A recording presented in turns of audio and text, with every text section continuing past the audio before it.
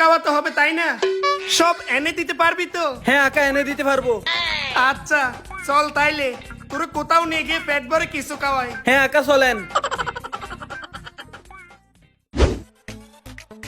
এই বেড়া দাঁড়া, তুই যে খাবার খাবি তোরে তো আমি আমার বাসায় নিয়ে যেতে পারবো না, কারণ তোর যে কালার, তোরা আমার বউ দেখলে আমার বউ তো আমাকেই পিটাইয়ে বাড়ি থেকে বের করে দিবে। তাহলে আমাকে রেস্টুরেন্টে নিয়ে যান, ওখানে গরুর মাংস দিয়ে পেট ভরে খাবার খাবো, তারপর আপনার মনে ইচ্ছা পূরণ করবো।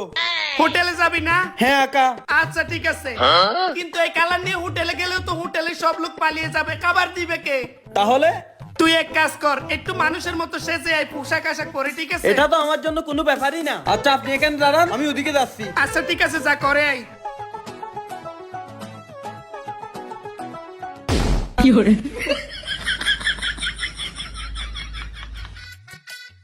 এইবার ঠিক আছে না আকা?